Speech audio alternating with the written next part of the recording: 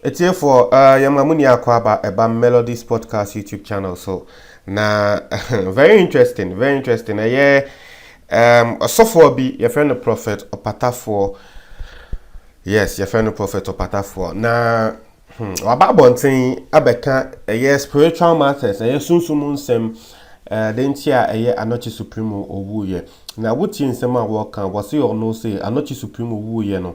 Watena se ehwehwe nsenimu ekọ sunsum no hu se anochi supremo na edise wowu I say yes na embra emakwan se anochi supremo owu na oka se embra makwan a obeso trese spiritual laws that is a hunhum embra emakwan se indeed anochi supremo na ewo se owu na so for no okasa about spirit any laws are ejuma spiritually ye ni aye hu.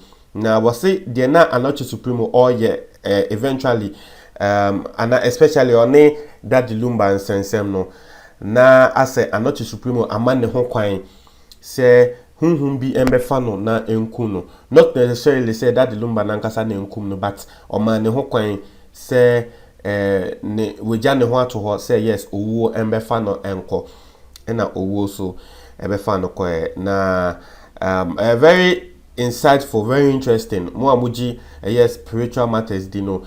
Me assure say we ebeye education amamo. But yen kochi nsema wakan. That word, dino, is a curse.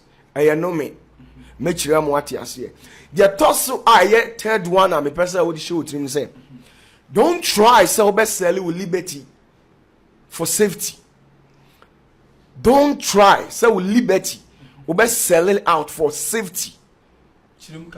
The person me chien say, "You can't liberty as any saying, o fa hodie. Onyame de obi a pama." Swat ya say. Enti nipa bi a wasase so abia no wo fa hodie. Sa fa hodie no na men try say o be sell it to obi a wa promise so say mema this. On say, "You share sa concept of this guy a ne yare na o yare no." Oh, I'm not yare na no yare no or wo fa hodie. What you say? Or every right send kokonya me anim. Na nyame so ye den agi no. But sa ni liberty no ni fa hodie no was immediately I best step foot to obi a or yes spiritualist and a prophet bi no. Ka hu no say o fa hodie na wo koton de ama no. They make what you say. Who koton o fa hodie na awrade de ama wo no. Who koton de akope safety. Safety need to say me to me opata for minister ma hu say bia wo to me bi. O de be dey. O betimi de amanye sika. Immediately I make jam me fa hodie ne de ato ho. Na ma ba o na say me pa twa ma sika no. Kan hu say ma sell de ama wo entity na wo use na spirit na wo de ye adwuma no. Ma ton me fa hodie ne de ayede e de amano me di be safety. Safety in what essence? Safety in terms of finance. Return of money. What you say? Enti me be safety bi obi won de ya hobambo. What you say? Now here lies this. Yes, here lies the case. Sometimes you can sell your liberty to somebody where highly untrusted. Obi a wo no kura no utimi ya na wa no ho.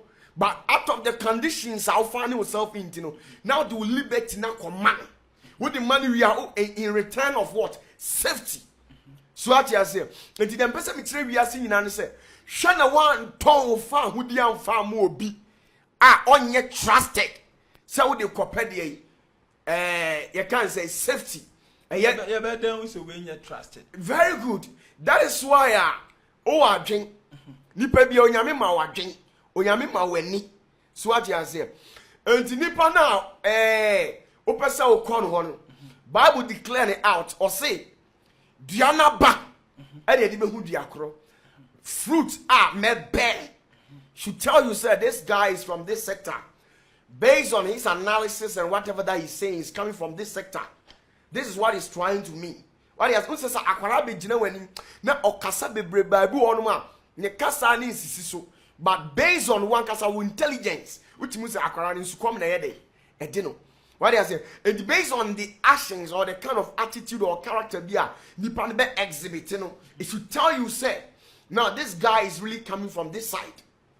dem grant ya say enti wo nipa no nti na nyame wamba obi asese oye jimifo no obi a obema ye be declare ya no de ato so say we jimifo no not the law of sound obligate so what you say you were the law of sound before say ube ye dede to say you busa say what to say no it came out of a sound what you say it is am make say me ho ya before say me Jesus say me ho ye no emra bi wo ho a e gaje sa dede na amaye no so what you say it will be a bible man ho kwan say be ka say oye jimifo e ye obi a sa emra nan no onni sunu amfa nya adwuma so what you say na oye dede anyhow but say sa emra nan no making an obligatory in your life na udiswa anytime the idea be a ye ni bia o sound very well so what you say eno na urade di bia dum obia everybody was born in a state your friend said tabula rasa which means you're born you obia no empty head what you say oh nyini no na di bibi tu na ye program no maka tro say onipa desani ti na si ho no o te system minutes processor wo so your hardness room so utu processor na hard disk demu a untimi nya adwuma sa na utu hard disk na se uja processor ne da so a eye de no watimi a store ade etini pa dwene no o medulla oblongata ne o cerebral capacity ni whatever is in your neurons no over billions of neurons ne what no na kabo mo nya system unit no what you say enti say person install program bi we so a na ye de ato akora ni tirim so what you say enti obie di wa asase we so no ye born no na ye di nkan de bibia to no even Jesus himself went through that process so what you say enti obiame am obi adwen adwen wo ho right say we di ye adwuma enti sa guy we die na owu ye no ye tena se na ye tete owu no free mu a na ye calculate ti bi free mu a odi se owu prophet opata oh yes anochi supreme odi so odi se na da na ba no wa ye yes wa fom mra bebrebe anochi yes wa fom mra eno ye de mra no wa fom spiritual laws wa fom sunsum mra bebrebe nti ono na etwa se owu sami me ya analysis e di atreo e woni wo ho a de enti a wa fom kirem ma me tire wade bi in the first place why ena na ye naja ma me tire wade o se lumba ena ye naja mebo a ena ni papa bre na wa bre no o didi ho na o ye naja very good ena ni papa say me pa o chew me mpese ubedi di mi mfifire no ho jai eti so papa to car no de car na si wo na o se car no man furu biem now sir enwum no that music lumba akompale ni nyinara ediagua na wa compose di ato wo no this is a bona fide property of lumba out of sir enwum no e na wodidie anu so na japade na sase no and who coming from nowhere and what's me yes papa yes our sum no yes wasum no very good and what it wa bedru baby and was me pacho ade we ya wo ye ne me nyeden mempe jai sunsum mra the satanic law the living say you were the living satanic rule. The last one na yet the 11 satanic rule was say. So obi jeje wa. Din kama the first one. Second, third one who hon kwan say we ni bibia. So obi jeje me a o say. Yes. Na say we nyaya. Utimi kunu. Nyame nya that is why nyame say. So obi fu mo nya satanic law. Mame try this is our Bible ni. Or sister obi fun wa kope obi kopa ni cho first one ko second third one ni ko na se wa anya ntumu a hu se sa nipa no ye de be ni obusumsum ni which is on kase nkunu on kase ye nkunu no on kase ye nye dey ye nkunu no samra na e kire se diwuna ni wa jani na won kwa na warwa asase so no me pacho se me ka kire se tena na wo sori firi wo na wa ntena. Have you disrespected me or not? So you have the Lord gives me right to kill you. Men kwa na na so beti. Na ya nka se kume. Na wo kwa na atia. Kwan ye be fa so e beti ne de obi amfa ho. Some di dorman na be twaw ka na be bow aduro na meto eno de mra ne ma me ho kwan. Nti wanye sutie nti. Eno your first law. Are boy no? Or see Jami no mento. And the very best thing that you could have done is say, Majai no mono. Mean to be meboa. Okay. Now this went ahead. Ugusu rebelled against the voice of the man. Emra sunsumun hunamani. Emma Pine said. Otimi yod yo pe bia because na japade yon. And then we said Lumba onye lawyer, onye lecturer, onye nyumtuni na japade. To be part of ono so ni dan a wasi a wode ma han no. Wonim sa de. Very good. Now what se wo dan. Ewo East Legon. Now wo ndidi ho. Na obi e de dan akọ ma han ejiji hu sika. Na wadi. One man won the first one, second one when you know that's impatient that's called. What will you do? That is it. Wa fom samra no. Wadi ka phobia de ya kaso onyale wanyai. Enti in other verse and akwa no first one spiritually, which me prosecute no with chrono charge. Where we are menhom. Enti Bible said we are the yen shina bo nkono. Listen, let me tell you something. I was the one who endorsed you, but lately I sat down to understand the things. No, diving you out one because what you are doing, no. I believe, say, Obianim said, if you take somebody as your father, you should pay tithes. The people told you know what to one program no yes ka omalum baby. Okay, na say no na hono to see. What to see because Abraham come far make say the as a father no. The people no tia na no ntua. So, say no omalum baby bi didi and kampa chonko be kasa. That should be the first question.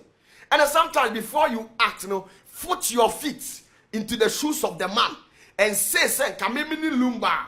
Kadia na meye, majuma me didi ho misika no. Ene ye de ma ye kwan we so. Dia na meye. Ene your first child. Ye ni chrono charge born ye ntimi kunu ene your first thing. Secondly, ana your father and mother na nkwa na wara no we dey wa disrespecting papa no. Ye di owuo charge born ye nti wo ho kwan so owu. Ye nsa hwe o. Onsi ye tete ba nti si enye owuo sen. Mienu yetimi de born charge. Wa mu na agent. Wa mu eja. That is why when you respect my papa no mamia, and running my Satan say won't cool anyhow. Be a was assist webia. Whether papa show mamma when you be or you have for yes, and you know you have no right. You have to report the case to Elohim. Bible doesn't give you authority. Se kwedina maame no papa enimi kwedi na tem ada wo yes ana na de kwan beto ho enti Satan will rise say okum tinam catch us so maame no papa hwe wo it doesn't give you any merit and mount to me krata bia say kwedina o manim na du o matem. That is why majority of the people in the nations of our world o partner say won na won papa nhwe wo mo keep you to complain bia no a mo nhwe papa no o mo life enye yie. Maku na timi pass it through. But at the end of the day, life were basa. Go contrary to the rules of engagement. Papa show. What led to that? Dear bad in a mouth, papa one show. What can I say? Ubusai. The only some man make catches and me nyem no papa ye this. But mpacho, oti musu busa say bia na man we do papa tem kra one day da. Enti e ma kwan. Enti atiti free mu a abranche no owu otu abeda no so. Now, here radie. Okanya na wan fi na ene wo pagya case no edi free physical lumba court tienie lumba court okoye ni mpacha wo di tuo kosi abranje ne so obolu tuo yes asemu a yentimi nkan oh na ya pagya de akọ basa emu eden emu otu so enti lumba nya so okoye na okoka so mu njeli boy no ana okansa ase me pa mo chew the band into some man into no nyumu that is it me pa mo chew abranche ya family that is it tieni yo ose abranche to me pa mo chew mu na jam ka bi wo mu me mo bona mu kan tire ne ma me se onya nyum no to me pa to me ka we ya ma ya bone na boy no kura say on sha den charge you or yesu na that me pa to me say a dina odi ama high listen a dina odi ama say we 2 city 1 city kura na that is none of my business. Me sit down where you And there. you dying. Okay, Matua. Me sit down where you there. Matua. Didn't know the down come on. That is it. Didn't know the down come on. Would you want city? Kurana, me found. This is giant me pet. Swat ya here. Very good. Anyway, you case no now the free physical. Now the case now call spiritual. Boy, in yes, sir. Why yes, sir? Sir, we call spiritual father. Yes. O call opio Yes. yes. Vision. And all the co who suffer say. Yes. Vision vision. Let's say in a walker. Listen to me. Na Mamin ka say me jiro. When you dynamic tias and I'm prophet or butterfly. There's a mabesa movie. Based on what the guy said or say, me pese me ni lumba mi enuntem. O ma me wene. O ma mi ye nkunimdifo. Na mi ye nkunimdifo tie ni yo. Nti out of suffering, out of his own perception. Kwan bi obefa so ama abrante na weni bia no. Sa boy ni de onfa ho meboa. Meboa. Say ja won na adwan beto. Yes. Let me tell you something here. Obi ahia obi ade. Edini din ma building me image me patcho sound engineers rehwa me enyontofo wo wiase. Momfa mo shoe mo nan enhye lumba shoe mu. Sign now spending out your try one video.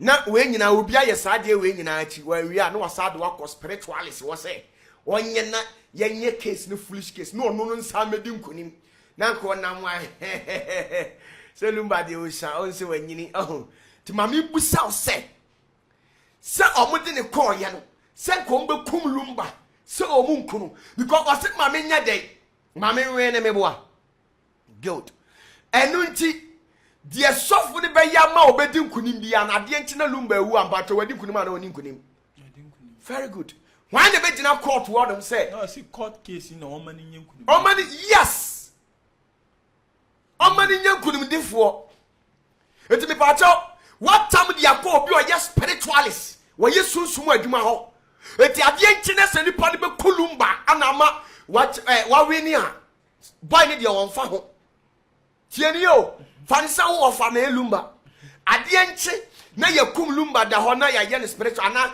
yare abonu no da dem a boy no wayenkunim difo na wayenkunim difo nenti wo pese wo afu obi ade wa nya sempa bi anka nkire no wasa de na wura sunsum se yankoye na ade masa ye nyina ye sunsum asem ya dwuma acho ye wo in-depth knowledge in the things of the spirit ya ye sunsum adwuma biasi ye nimdia ye ko me wotin tasuo public kura mitimi hwe sunsum ntasuo no me hwe ntasuo na wote ye no ma pagya de awura sunsum na ma hwe the meaning of it ko baifuo betimi atintasuo kekese na wugina nche ehye wo se wate ntasuo atini bebe no wate ato apampam spiritually te ye tenioma ase tie kinioma mienu okoye no meti bofra wom ana meti kosua se vision ni mu no ma yes. na ekuta no Bofre abre bodua so bia is not a blessing, it's a bad omen.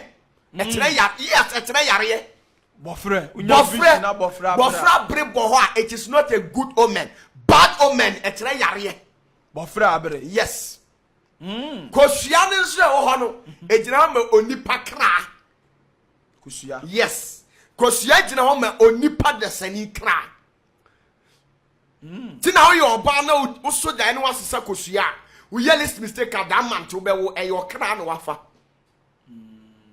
enu tina me catch you say sa spirit na wo ye hia wofo no wo so dan na wo ye bere man na wafa kosua dangerous wo kra ena ye de akose suma bi ase no ti awurade ya kire se mo wani mmiri na pre na yi wo hu free sa tumidie na se obi wasem so dan na akokɔ butu kosua ase na adene ye ne se different ye wo sa akokɔ na obutu sa kosua o ye evil spirit wo na wo ye kosua na ye butu so ba wo nyawe eti akwa no menshi kosua wa ha ena o menshi bofre di bofre ne ye bad omen e kire se wo be yare bi na nkwa mu ba now kosua no gina mo onipa kra and now here lies the case who are to be free never be ho now ahanum say no so for no any guy no they are trying to intellectualize God, manipulating God to suit or to grant them their evil desire.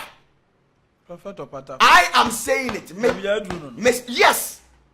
Didn't know obi akofo obi nyum na wabo na we asofo na nipa na beka obusudie say no odifo na wudina public etimi kase meboa eti sa wo sa asofo wo fa na nka abonyum wo fa na abonyum ena obi afa kwatikwa so etwa nyum ni di ena oye we ya ka be dina ka che say mebua ma wa mo adifo am no na ono abo ho metima kase lumba was spending over billions of cedis no dey one track about out a who video kanye wa ntwe bu anye hwe na o sare ya no asaye na sofo no etimbesa me kire o se o ba se o kire se nyame ogbo abone so ho wa ko wiade wa yade enye na nyame asa force na wa brelumbas na wakuna to atwene na ade tia wa di nkunim na nka sofo no so di apozu se me menye sofo keto masa nti we lumba na kuna na nyame na kuna mama ka se me kire wada lumba na kunu o nyame nkunu yebubu mra na boa boboy no oh yeah. What if for baby? It's your poem where man who ya. They should hold boy no ni manager. Mungo busan questions. One. A time catch you said the winning penny na ye day. It's man to say master. Dear who ye jai yanko pacho. That is Ghana.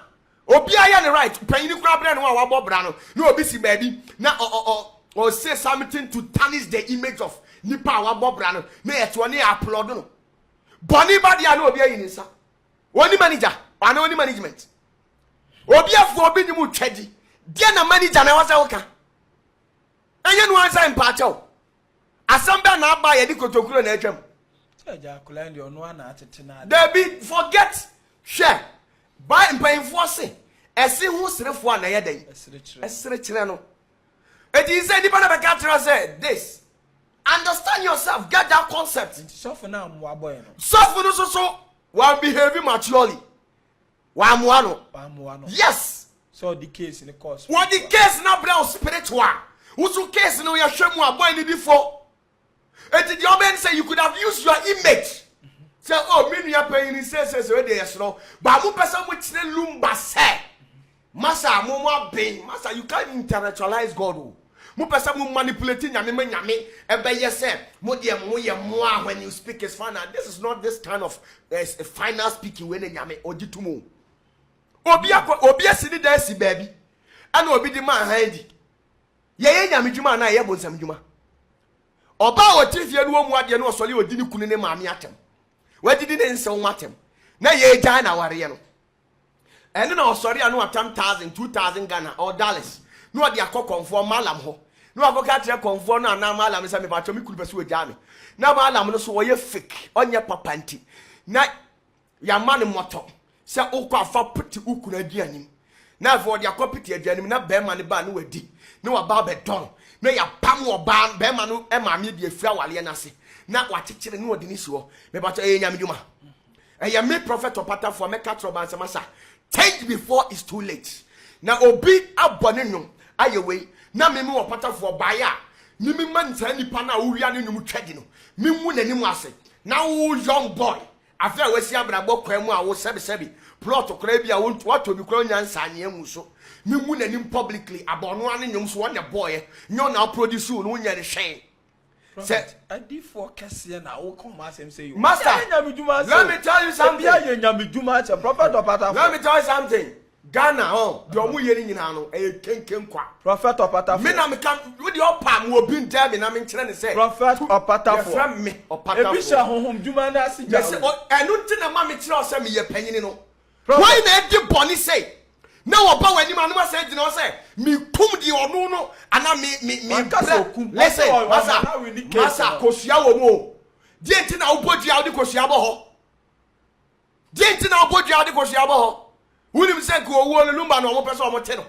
prophet Opata na me yakwala na unim say lumba na omo pese omo te no lumba na omo pese omo te no prophet na me ba abisa for my prophet num sio kakra na be dwe wo ha prophet Opata for asema ade abatu dwa no master ma me tire wade ye nya kwala o obi a wo hwe bibi o ye sofo papa bi abeti say no what the guy ne can no sound very well nipa ba ko pede bia ba studio ha ma pressure ba me yes wona last a year last 2 weeks ya ba ka say etututu obesisi na ewuo basabasa me wo ha na blochefo afra me prophet no ho wa dani body onya sokre na wa na ba ka say nsuo beto January sesi a wo pese kumase anaga na ha yehu say wo ye there pa prophet opata ma me ka say you wo ye hwan aso bia so fun pain fo kra na won say subo prophet wo ye hwan ma me nkire wade master kan kure kire nipa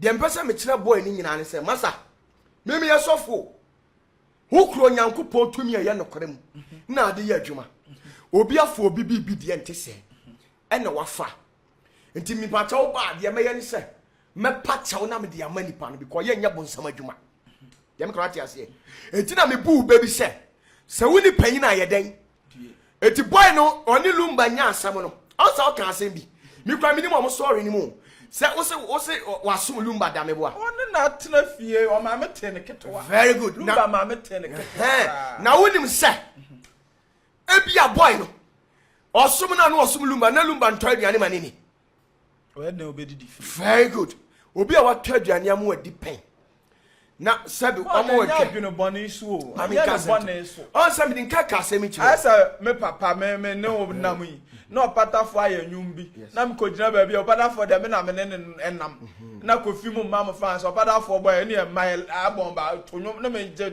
udi je fans eno je say me yi ufufo so enu na me kina asidi na nsa branche ade a wo ye ne mempe jai fa ntimi nyai jai de na wo say wo ye esi hu sirefo na ye den that is it nipa na ma won say jai abrawudi fo wo papa soso no and sorry to papa what me say senka boy ne kura ne ko ye case no say eye ne de ne call court no ne na ne nam kura no wo pacho na anya bia na owu ya kamini masema me catch lumba but what picture case no ni manager one ni manager mun ko busa ne manager ne say ni manage what kind of management na no the manage boy no da me kana tia se na da baby papa me pese mbisa se na se lumba na so ya ye nipa bia ya nka na asama ma me ka tira o se ba se nyom tu fo me wo nipa ba mi ensam bia o ka lumba asama o so ni tia lumba nche na o matofo ma me tira lumba ya den mi lumba una ko susu wa ba ibo nsama na wo ye nyame bofo kase bia ma me tira boy wan ye wo krofo bi wo Ghana o mo ye makomako 12 e wo Ghana ha yes o mo ye 12 ye nka wo mo sese menti ase omo se omburu ya so ana omo nam nipa su but in the realms they are beyond that is why I make say omo ye dey abofo ana ba onipa bi enu o ye bofo but get that concept said ye na osofu panyin makisa de kete atase we so enso na onye onipa no sa na bi wo ho oh yes e mo wadin ye say we de eye tete o I know the anka back Abraham eni ke nyina yehu Jesus ba de o de ya ma me ka se me kire say eniem ka ye nyina yehu ma ye nyina ye dey yehu na nke no ano no e na ano ofa kofi asia ma wu ye no ye kosie no he fa nyansa mampom ye de die ne tutu ye pikas me boa enye na ti kro na mu ye bo amena sei 6 feet ba ko me boa se chi a ye se tene ye de ni ye den okay and I know President Mensu and your bomb say, no, the same. And yet the same amana, your body difference by 4 or 5. Meaning I say I had then. Achia, meboa, and your machine go to you. As your bomb, Makuma 3, 4, 5. You see, Achia no more telling no. And my idea there too. And you're the same amana. But I didn't know the idea, boy, I say Achia, you pay straight. Oh, your man paying. Oh, your man paying. It should tell you, say, nipping in your pro, minia. Get that concept. It is uncle for 12 no more Ghana hano. Sanko from winning our spirit. Yan dare would dare or more obey on him beguasi. No ya pama on yamen or more spirit than person mouth tears, you know. Okay. Mean to be cody, but or more spirit. Lumba air one of them. Nipper be a bed de lumba be our new to a mono. We are wine, but who carry our empejabim. Who partners ye assessment. One more must sorry to have let the lumba or be out of form. Would you buy a gospel musician or your wife? Would they lumba would dim PBM Nadia Quadacaminum? I'm telling you. Yes, you know. Chairman, my sunsun match, my treasure, my sunsun, minimum will be shy, minimum. My baho, now the Okika send them my uncle. My baho, Demoratia, Sunsun Kuta and nobody yacht today. My baho, my Yaban Rabaki can say an alcohol. And to Lumba, at Tiwano, Yandano. Since Lumba musical career. Once I knew to leave it to say on that. One more shall see in an must will be out of home. Ninu be on the member out to be a day. In 2 feet or 50 and I will rest you on a cabo and bang bang by hobo. There's something.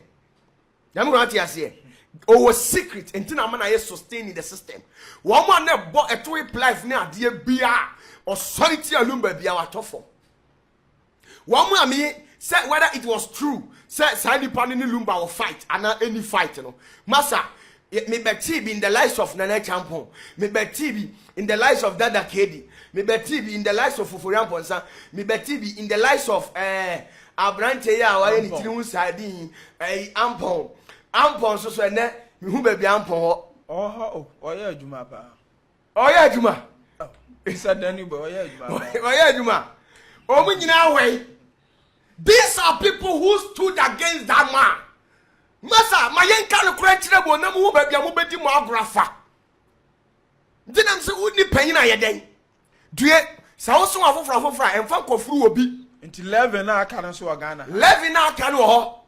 But beat Japan yet the second person. Oh, I'll come back. Men, I'm coming to if you me, I'm a boss. Sorry, Chan, I'll be tough form because our symbol will be born more so spiritually. Our symbol, no, a bear obia. Honorable. Yes, men am coming to. Masa nyanu mudana mi gawo. Me ma yesu sunuma. Enti mi obi a me kanu ni obi a me nkanu. Honorable e was same way nyame sembo bonu mo maso. Men am coming to. Owo afaribomu covenant. Me nim de wa ye de. Me nim no me meeting the person. Me nim the life story. Me nim the bigger. But spiritually no shana. O shana mo maso obey the symbol of giving. Oh, okay. And tama onyame protections we dey. Yes. It is Sandy Pano. Say, oh, can to Kana, ye what Jane say. Ube good anymore, son, Abemana Tofoma. On Casa Crana, Bibi Shama when you grass. Yes. Obey the symbol of giving. On Yamiwa Pamwa for the bomb. Yes. And to worry, I'll be showing the essence. The way I yan in your maybe not aqua candy yanka, but Massa, don't dare me. Obey the symbol of Christ. Or what? Forget about Nisu. Okay, or you this. Or one plan or this. No, it's part of life. The honest one, the no. Yes, you dear come to do. Massa, you already do what I'm casting it up. Me, I'm boss. No. Mammy casting it up. Why they dear attempt Solomon? Cooking can program not have Quasia to do a Bible says for Quasio or Safata or Quasian fan of Quasia man. Simple as ABC. To a dear time, does it mean any amount friends? Or bet that symbol to be obey deck in the Japan. I just said, a bizarre war. Or 2 for the third person. Hey, brother, you fancy how dear, my man can be, baby. I can on the hot through. I'll be saying for prophet or patter for one, I mean, in the studio. Then, me one same beside my way on my be moving interview, no, and they are coming be on open. But not there, and the normal preaching, men are me host too. Majita fogu ha kofi mu nyina bogradwa ye push me say nyano man into frisa we be all on the hot ro am na na ho de kofi say me fisha me ma anko prophet there be say bisa ne say wo baby akeka ko hot ro empanfo wo Ghana ha wi ase nyina obi ehwe prophet opada for ya 2 di dudu na de na kuta o me mpesa wa ka se bia me mu ana me disrespect o uyo bi am no wasan che kakra me nko ana kuro mu me frɛ wa wo ba de tumi nko ana kutawa ase asante ayo wa tumi wo ha o menhia tumi egu ho ne nyabeto dani bo de oyo hene onim de America no ase oba o kasa se tumi anyame de ama eso fu mpanfo so wa Ghana ha o de na kuta pa prophet wodi robla yo kuno we ma fe yesia ya kakra me nka bia ma be gasi mi jiro on se eni pa bia no ma me nka bibi jiro prophet enyame na ma fra me ho what you say na friend ye so ye fro bia na kwa dia friend ye de friend ye pese ewu ayu ma me ka se mi jiro enipa bia ne die o painfo dia wu nsuro ba bia dia de betu mu yi ma so wa no asasam na ma me ka sikiti be nkyira o se asam no kura de se wo ho na se wo ka usuro obi o ka no kura bia ne wo suro osuro akire no an say Yesu ka asem bi no kura esom ani Kristo som o se de ode ne se sofu ntudade no otwa na ni hwe na chi no on sem fata nyame adwuma on sem fata Kristo which is esi hufo anya nyame da bi wa be de no wa nyame adwuma uye hu a uye hufo wa be de nyame adwuma so ati ase me ya no obi ka spirit bi wa spirit no ho he fa ne bra asante mamu na wo no chama ma me ka se mi kiro obosom bie ni wo wa asante mam am prophet opatafo otimi dimi gina 3 seconds ameka ne champion na ura fi se Persia mapon man obofo Gabriel eno kra ya chi no ko chef ya so obofo Gabriel dani meboa ya kwa asole ya na very good Gabriel kra ya nchi na nchi o see prophet ye oye dey say wo ya say ama wo ma wo fans no ma me kire wa de Persia mapon man wa che hwan ya chi obofo Gabriel ko chef ya o che hwan wo si Gabriel me ni Gabriel nante na say Gabriel you o sa Gabriel oh yes yes baby adru no obofo Gabriel ye bofuo nipa bia wo ni bofuo na nante bia wo swa ab angels no kura no wo ne swa oh yes abza for mu tie bi o because me se me pene ya age me angels ni nyina swa angel mi swa me Michael kura no me ndani Michael nkonante enti hwana na that is how Nyankopon kura no ne Michael nante ko Michael fi swa na me na ma wona David Michael na me bofo ben na ma ngira wade ye wo mu ranks ye wo angels no ho ansa na ba archangels now angels no share archangels for ase ye wo virtues for ho ye wo powers for ho ye wo dominion for ho omunyina gusuro yes rank no ye wo thrones and now thrones omu ho